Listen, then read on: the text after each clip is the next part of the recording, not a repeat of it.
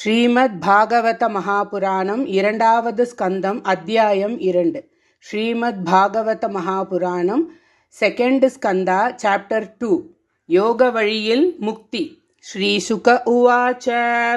ஏவம் புரா தாரணயாத்மயோனிஹ நஷ்டாம் ஸ்மிருதிம் பிரத்யவருத்ய துஷ்டாத் ததா சசர்ஜே தமமோகத்ருஷ்டிஹ यताप्ययात् प्राग्व्यवसाय बुद्धिः शाब्दस्य हि ब्रह्मण एष बन्ता यन्नामभिर्ध्यायति धीरपार्थैः परिभ्रमंस्तत्र न विन्ततेऽर्थान् मायामये वासनया शयानः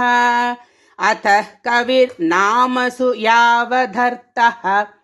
स्यादप्रमत्तो व्यवसाय बुद्धिः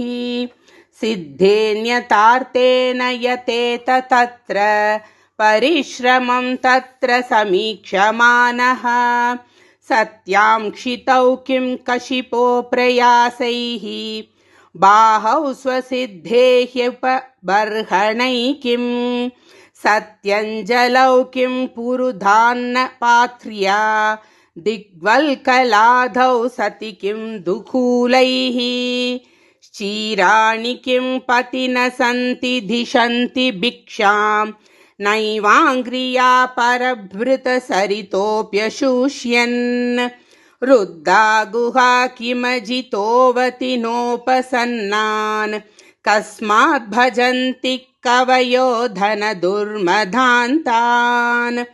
एवं स्वचित्ते स्वत एव सिद्ध आत्मा प्रियोऽर्थो भगवान् अनन्तः तं निर्वृतो नियतार्थो भजेत संसारहेतु परमश्च यत्र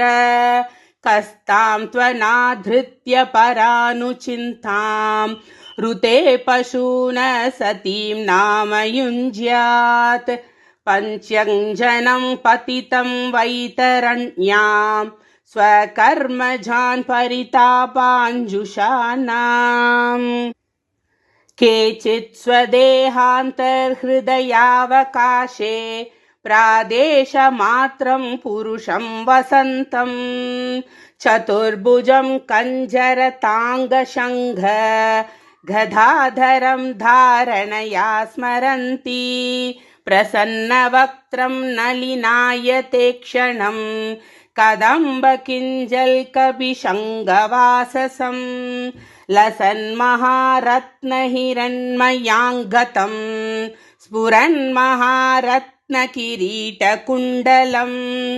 उन्निद्रहृत्पङ्कजकर्णिकालये योगेश्वरास्थापितपादपल्लवम् श्रीलक्ष्मणं कौस्तुभरत्नकन्धरम् अम्लानलक्ष्म्या वनमालयाचितं विभूषितं मेखलयाङ्गुलीयकैः महादनैर्नूपुरकङ्कणादिभिः स्निग्धामलाकुञ्चितनीलकुन्तलैः विरोचमानाननहासपेशलम् अदीनलीलाहसितेक्षणोल्लसद् भ्रूभङ्गसंसूचितभूर्यनुग्रहम् ईक्षेत चिन्तामयमेनमीश्वरं यावन्मनोधारणयावतिष्ठते एकैकशोऽङ्घानि धियानुभावयेत् पादादियावदसितं खदाभृतः जितं जितं स्थानमपोह्य धारयेत् परं परं शुध्यति धीर्यथा यथा यावन्न जायेत परावरेऽस्मिन् विश्वेश्वरे द्रष्टरि भक्तियोगः तावत् स्तवीयः पुरुषस्य रूपं क्रियावसाने प्रयतः स्मरेत स्थिरं सुखं शासनमाश्रितो यदि हि यदा जिहासुरिममङ्गलोकं काले च देशे च मनो न सज्जयेत् प्राणान्नियच्छेन्मनसा जितासुः मनस्वबुद्ध्या मलया नियम्य क्षेत्रज्ञ एतां निनयेत्तमात्मनि आत्मानमात्मन्यवरुध्य धीरो लब्धोपशान्तिर्विरमेत कृत्यात् न यत्र कालो निमिषां परः प्रभुः कुतो नु देवा जगतां य ईशिरे न यत्र सत्त्वं न रजस्तमश्च न वै विकारो न महान् प्रधानं परं पदं वैष्णवमामनन्ति तद् यन्नेति नेतीत्यदुदुःशिशुक्षवः विसृज्य धौरात्म्यमनन्यसौहृदा हृदोपगुह्यार्ह पदं पदेते इत्थं मुनिस्तु परमेद्व्यवस्थितो विज्ञानदृक् वीर्यसुरन्दिताशयः स्वपार्ष्णिना पीड्य कुधं ततोऽनिलं स्थानेषु षट्सून्नमये जितक्लमः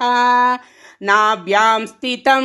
हृद्यतिरोभ्य तस्माद् उदानगत्योरसितं नयेन्मुनिः ततोऽनुसन्धाय धिया मनस्वी स्वतालुमूलं क्षणकैर्नयेत तस्माद् भ्रुवोरन्तरमुन्नयेत निरुद्धसप्तायतनोऽनपेक्षः स्थित्वा मुहूर्तार्थमकुण्डदृष्टिः निर्भिद्य मूर्धन् विसृजेत् परं गतः यदि प्रयास्यन् नृपपारमेष्ट्यं वैहायसानामुत यद्विहारम् अष्टाधिपत्यं गुणसन्निवाये सहैव गच्छेन्मनसेन्द्रियैश्च योगेश्वराणां गतिमाहुरन्तर् बहिस्त्रिलोक्या पवनान्तरात्मनां न कर्मभिस्तां गतिमाप्नुवन्ति विद्यातपो योगसमाधिभाजां वैश्वानरं याति विहाय सा गतः सुषुम्नया ब्रह्मपथेन शोचिषा विधूतकल्कोतहरेरुदस्तात् प्रयाति चक्रं नृपशैशुमारं तद्विश्वनाभिं त्वतिवर्त्य विष्णोरनीयसा विरजेनात्मनैकः नमस्कृतं ब्रह्मविदामुपैति कल्पायुषो यद्विबुधा अथो अनन्तस्य मुखानलेन दन्ध्यह्यमानं स निरीक्ष्य विश्वं निर्याति सिद्धेश्वरजुष्टधिष्ण्यं यद्वै परार्ध्यं तदुपारमेष्ट्यं न यत्र शोको न जरा न मृत्युः नार्तिर्न चोद्वेगरुते कुतश्चित् यश्चित्ततोध कृपयानिधं विधां दुरन्तदुःखप्रभवानुदर्शनात् ततो विशेषं प्रतिपद्य निर्भयः तेनात्मनापो नलमूर्तिरध्वरन् ज्योतिर्मयो वायुमुपेत्य काले वाय्वात्मनाखं बृहतात्मलिङ्गं घ्राणेन गन्धं रसनेन वैरसं रूपं तु दृष्ट्या श्वसनं त्वचैव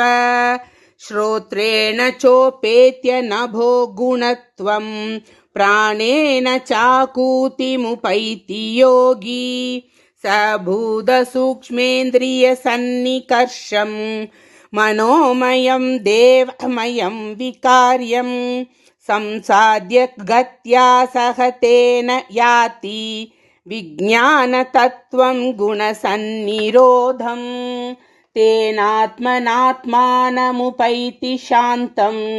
आनन्दमानन्दमयोऽवसाने एतां गतिं भागवतीं गतो यः स वै पुनर्नेह विषज्यतेऽङ्ग एते श्रुती ते नृपवेदगीते त्वयाभिपृष्टेह सनातने च ये वै पुरा ब्रह्मण आहुपृष्ट आराधितो भगवान् वासुदेवः न ह्यतोऽन्यः शिवः पन्था विशत संसृता विह वासुदेवे भगवति भक्तियोगो यथो भवेत् भगवान् ब्रह्मकात्स्न्येन त्रिरन्वीक्ष्य मनीषया तदत्यवस्यत्कूटस्थो रतिरात्मन् यथो भवेत् भगवान् सर्वभूतेषु लक्षितः स्वात्मना हरिः दृश्यैर्बुद्ध्यादिभिर्द्रष्टा लक्षणैरनुमापकैः तस्मात् सर्वात्मना राजन् हरि सर्वत्र सर्वदा श्रोतव्य कीर्तितव्यश्च स्मर्तव्यो भगवान् नृणाम् पिबन्ति ये भगवत आत्मनः सताम् कथामृतं श्रवणपुटेषु सम्भृतं पुनन्ति ते विषयविदूषिताशयं व्रजन्ति तच्चरणसरोरुहान्तिकम्. ஸ்ரீமத் மகாபுராணம் 2வது ஸ்கந்தத்தில் 2வது அத்தியாயம் முற்றிற்று. கோபிகா ஜீவனஸ்மரணம் கோவிந்த கோவிந்த நாராயண அகில குரு பகவன் நமஸ்தே.